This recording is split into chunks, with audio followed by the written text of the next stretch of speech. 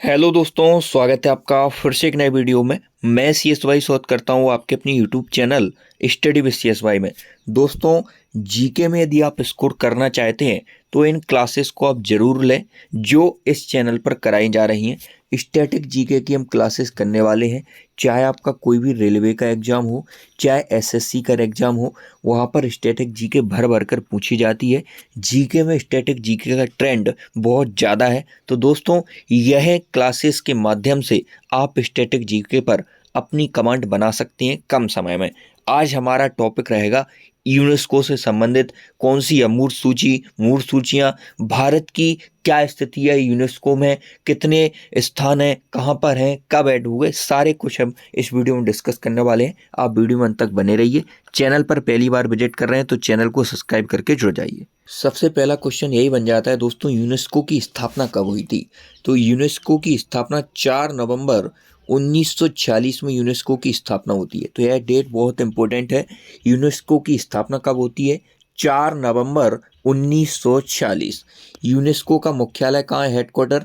तो इसका मुख्यालय पेरिस में है, जो कि फ्रांस की कैपिटल है। फ्रांस की राजधानी पेरिस में यूनेस्को का मुख्यालय है। स्थापना 4 नवंबर 1946 में होती है। वर्तमान में भारत में देखें तो टोटल 43 यूनेस्को विरासत स्थल हैं। 43, इसमें से आप देखेंगे तो एक मिश्रित स्थल है, एक मिश्रित है जो कि कंचनजंगा है। इसके बाद आपके 35 सांस्कृतिक हैं, 35 सांस्कृतिक हैं और 7 प्राकृतिक स्थलों को यूनेस्को में शामिल किया गया है। भारत की स्थिति देखें विश्व में तो 6वें स्थान पर सर्वाधिक स्थल शामिल है यूनेस्को में भारत के। अब कौन सा स्थान कब शामिल होगा, यह आपकी परीक्षा की दृष्टि से बहुत इंपॉर्टेंट है और वह कहाँ पर स्थित है।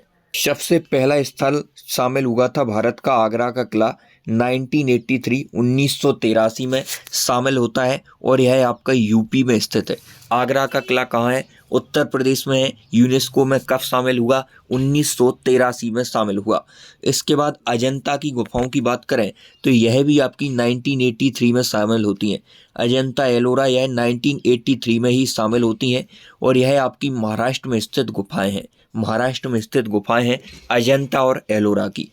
आगरा का किला कब? 1983 में शामिल होता है। कहाँ पर स्थित है? उत्तर प्रदेश में स्थित है। अजंता की गुफाएं महाराष्ट्र में है। 1983 में यह भी शामिल होती हैं। एलोरा की गुफाएं भी आपकी महाराष्ट्र में है और 1983 में इनको भी शामिल किया जाता है।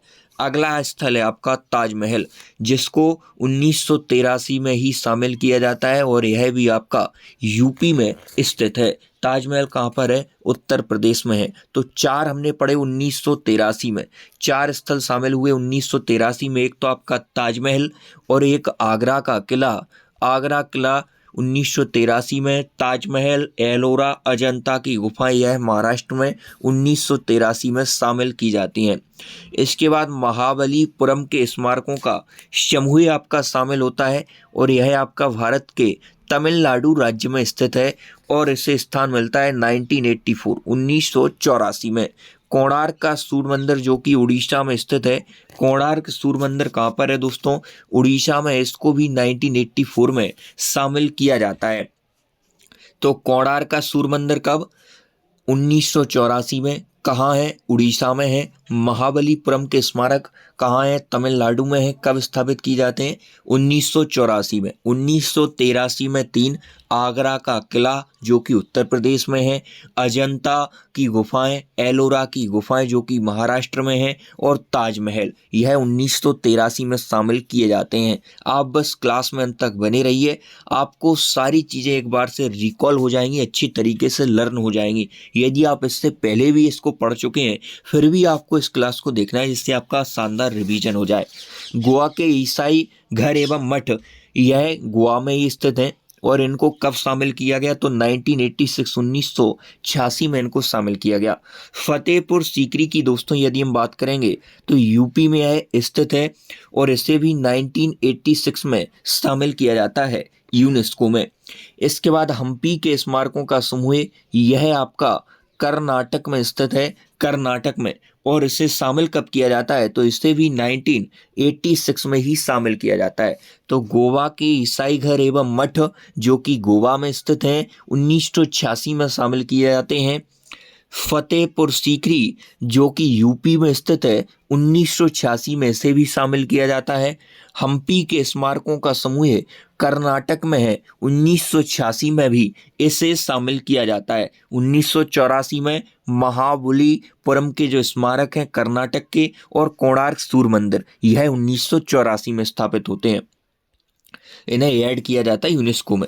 खजुराहो के स्मारकों का समूह यह आपका एमपी में स्थित है और इसे भी 1986 में शामिल किया जाता है। तो दोस्तों 1986 में अभी तक हमने 4 को पढ़ लिया है। 1986 में 4 जो स्थान है उन्हें यूनेस्को की सूची में शामिल किया गया।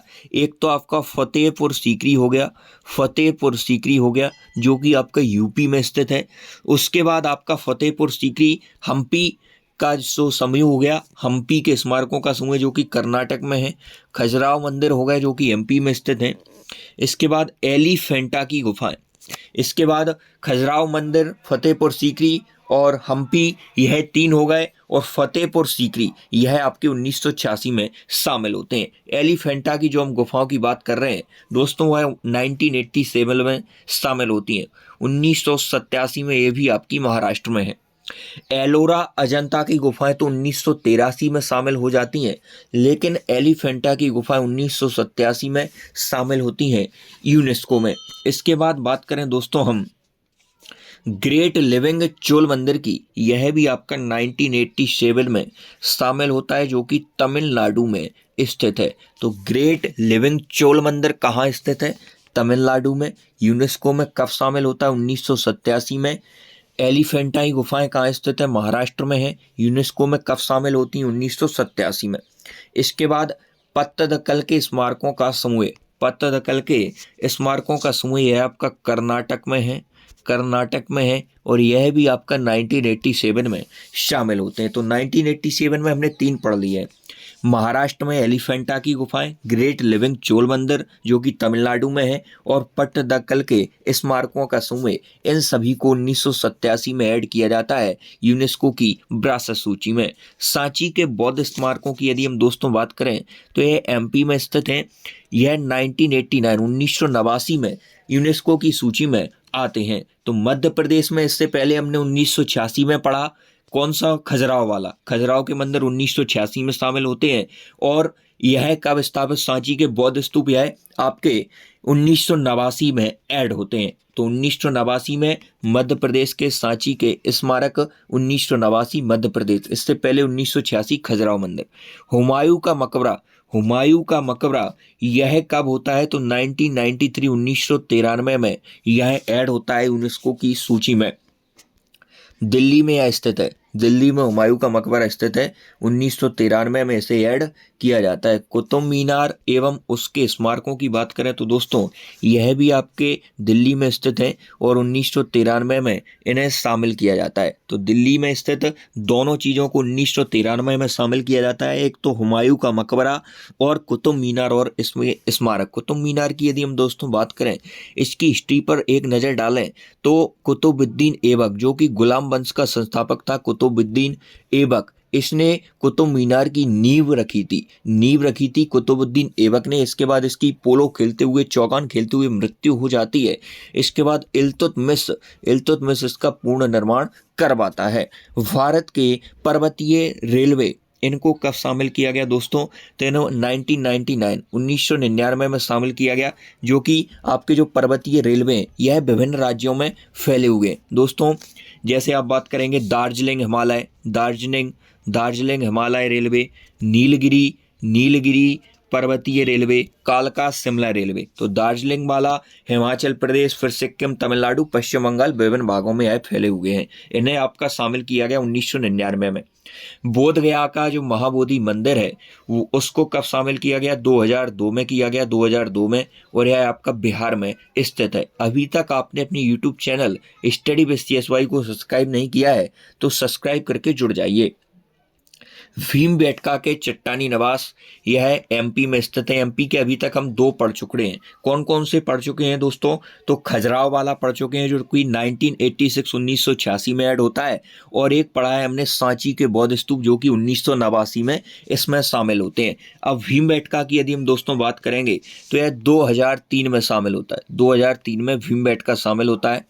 चंपानेर पावागढ़ पार्क की यदि हम बात करें, चंपानेर पावागढ़ पार्क यह गुजरात में है और 2004 में है, यहाँ पर यूनेस्को में रखा जाता है।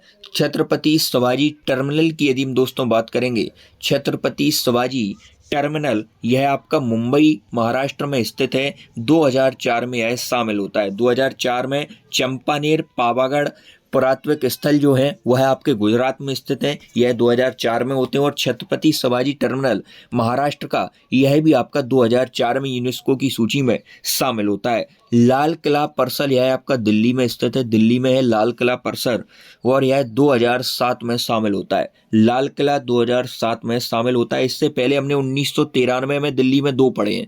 1993 में दिल्ली में 2 पढ़े हैं। कौन कौन सा पढ़ा है दिल्ली में? एक तो हुमायूं का मकबरा और कुतुब मीनार, यह 1993 में, और लाल किला 2007 में। जंतर मंतर की दोस्तों यदि आप बात करोगे तो जंतर मंतर आपका जयपुर राजस्थान में भी स्थित है। जंतर मंतर जयपुर राजस्थान वाला जो है, उसके बाद जंतर मंतर दिल्ली का भी है, लेकिन जंतर मंतर जयपुर वाले को शामिल किया गया 2010 में। 2010 में जंतर मंतर 2010 जयपुर राजस्थान में यह स्थित है। राजस्थान के पहाड़ी किलों की आप दोस्तों बात करोगे तो इन्हें 2013 में शामिल किया गया। 2013 में जो कि चित्तौड़गढ़, कुंभलगढ़, रणथंभौर, गागरोन किला, आमेर किला, यह इन किलों को जो पहाड़ी पर स्थित हैं उन किलों को 2013 में शामिल किया गया, राजस्थान के पहाड़ी किले।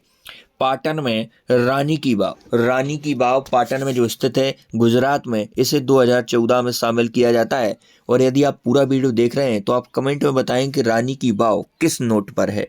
नालंदा महाविहार की दोस्तों यदि आप बात करेंगे तो यह आपका बिहार में स्थित है, नालंदा महाविहार, और यह 2016 में शामिल किया जाता है। नालंदा महाविहार जो कि नालंदा विश्वविद्यालय था। वास्तुकला का काम जो कि किसके काम थे?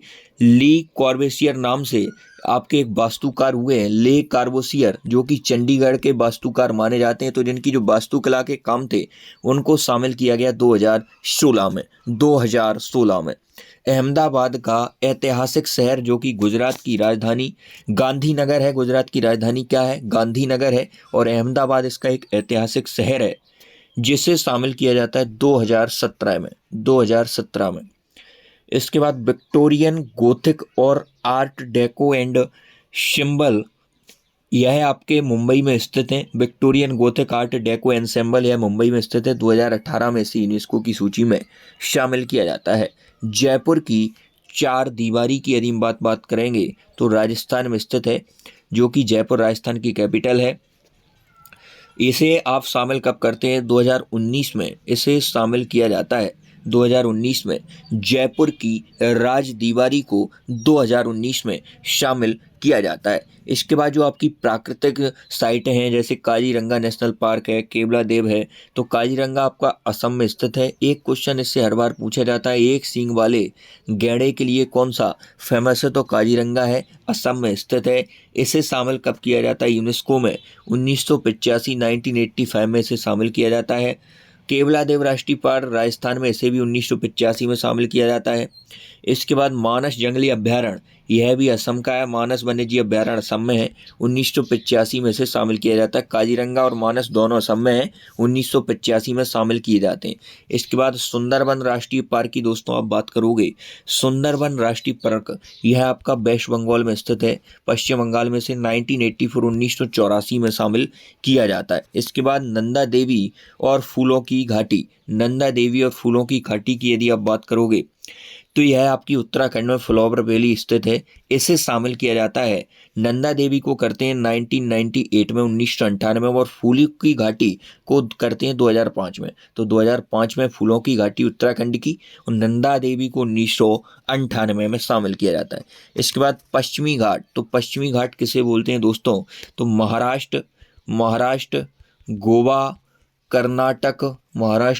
कर्नाटक, तमिलनाडु, तमिलनाडु और केरल, इनका जो घाट है उसे हम पश्चिमी घाट बोलते हैं। महाराष्ट्र, गोवा, कर्नाटक, केरल, तमिलनाडु के मिश्रित घाट को हम पश्चिमी घाट बोलते हैं, जिसे 2012 में शामिल किया गया। इसके बाद ग्रेट हिमालय राष्ट्रीय पार्क जो कि सुरक्षित क्षेत्र है इसका, उसे शामिल किया गया हिमाचल प्रदेश, जो कि हिमाचल प्रदेश में स्थित है, इसे शामिल किया गया 2014 में। कंचनजंगा, कंचनजंगा नेशनल पार्क जो कि सिक्किम में स्थित है, 2016 में इसे शामिल किया जाता है, सिक्किम में स्थित है कंचनजंगा। इसके बाद बात करेंगे काकतीय रुद्रेश्वर मंदिर, जो कि आपका तेलंगाना में है। काकतीय रुद्रेश्वर मंदिर, इसे 2021 में यूनेस्को की सूची में स्थान मिलता है।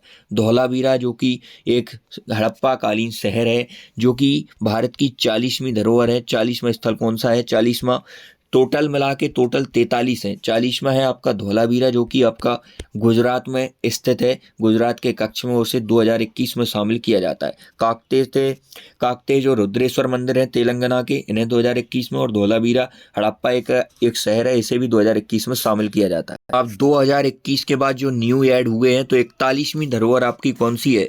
तो वो है आपकी यूनेस्को में शामिल भारत की शांति निकेतन। शांति निकेतन 41वां स्थल है जिसे यूनेस्को में स्थान मिला भारत की तरफ से, 2023 में इसे शामिल किया गया। और शांति निकेतन भारत के पश्चिम बंगाल में स्थित है, पश्चिम बंगाल में। इसके बाद 42वीं धरोहर की दोस्तों आप बात करोगे तो ये होयसलेश्वर के मंदिर है, होयसलेश्वर के मंदिर हैं। यह आपके कर्नाटक में स्थित है। होयसलेश्वर के मंदिर कर्नाटक में स्थित है, इन्हें भी आपके 2023 में शामिल किया गया। 41 और 42 के बाद यह आता है 43वीं, जो कि अभी तक भारत में स्थिति है। 43 स्थलों को शामिल किया गया है। यह असम कैमो इदम इसे हम बोलेंगे, जो कि आपके अहोम राजवंश की टीला दफनाने की व्यवस्था थी, उसे 2024 में शामिल किया गया। असम के मेओइदम, जो कि अहोम राजवंश की टीला दफनाने की व्यवस्था थी, उसे 43वीं यूनेस्को की सूची में भारत की तरफ से शामिल किया गया है। अब देख लेते हैं भारत के जो स्थल यूनेस्को की अमूर्त सांस्कृतिक विरासत में स्थित हैं, मतलब उसमें शामिल है अमूर्त सांस्कृतिक विरासत में। तो इनकी कुल संख्या वर्तमान में 2024 में 15 हो चुकी है। सबसे पहले आपका वैदिक जप को इसमें शामिल किया जाता है यूनेस्को की अमूर्त सूची में, जो कि 2008 में शामिल होता है। तो इससे क्वेश्चन यही पूछा जाता है कि वैदिक जप को कब शामिल किया गया यूनेस्को की अमूर्त सूची में?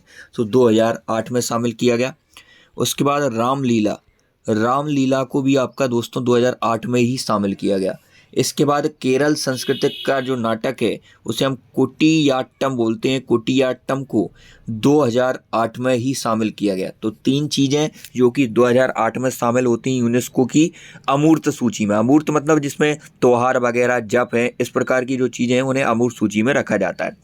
वैदिक जप प्रथम है जो कि 2008 में शामिल होता है, रामलीला 2008 में, और कुटियाट्टम जो केरल का सांस्कृतिक नाटक है वहाँ 2008 में शामिल होता है। तो 3 चीज़ें 2008 में, वैदिक जप, रामलीला और कुटियाट्टम। इसके बाद 2009 में रम्माण गढ़वाल हिमालय का जो यहाँ पर रम्माण होता है, यहाँ पर गढ़वाल हिमालय क्षेत्र में, उसे 2009 में शामिल किया जाता है।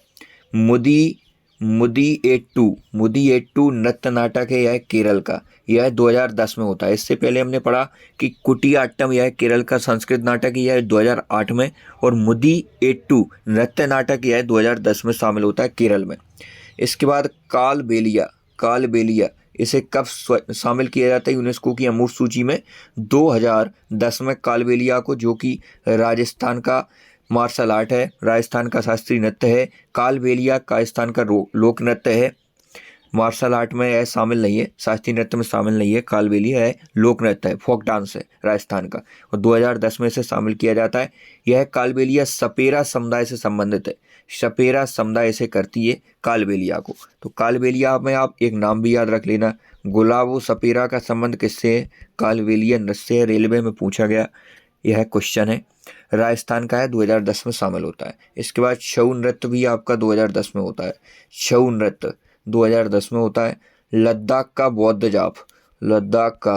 बौद्ध जप यह आपका 2012 में होता है, लद्दाख का बौद्ध जप। मणिपुर मणिपुर संकीर्तन नृत्य है आपका 2013 में होता है। छऊ नृत्य आपका 2010 में होता है। लद्दाख का बौद्ध जाप 2012 में होता है। मणिपुर संकीर्तन यह 2013 में होता है। जंडियाला गुरु ठटेरे पीवी शिल्प बर्तन यह इसे हम बोलते हैं, यह 2014 में आपके शामिल होते हैं। इसके बाद योग बहुत इंपॉर्टेंट है, कई बार पूछा गया। योग को यूनेस्को की अमूर्त सूची में भारत की तरफ से कब शामिल किया गया? 2016 में। इसके बाद नवरेज इस प्रकार के त्योहारों को 2016 में ही शामिल किया गया। तो योग को 2016 में, नवरोज को 2016 में। इसके बाद कुंभ मेला, जो कि प्रत्येक 12 वर्ष में यहाँ पर आयोजित किया जाता है। 4 शहरों में भारत की आयोजित होता है। तो कुंभ मेला 12 वर्ष में प्रत्येक में लगता है। इसे 2017 में शामिल किया गया, 2017 में। इसके बाद दुर्गा पूजा जो कि वेस्ट बंगाल की है, 2021 में इसे शामिल किया जाता है। इसके बाद 2023 में न्यू ऐड हुआ है गरबा, गुजरात का जो फोक डांस है, लोक नृत्य है, यह 2023 में गरबा होता है ऐड, और यह गुजरात का है। तो यहाँ तक हमने अच्छे से डिस्कस किया यूनेस्को की अभी तक क्या स्थिति है भारत में। तो इसी प्रकार की क्लासेस के माध्यम से आप अपनी जीके पर पकड़ बहुत अच्छी बना सकते हैं। तो इन क्लासेस को रेगुलर बेस पर आप लेते रहें। आज की उतना ही मिलते हैं नेक्स्ट रूम, तब तक लिए जय हिंद। चैनल को सब्सक्राइब करके जुड़ जाइए।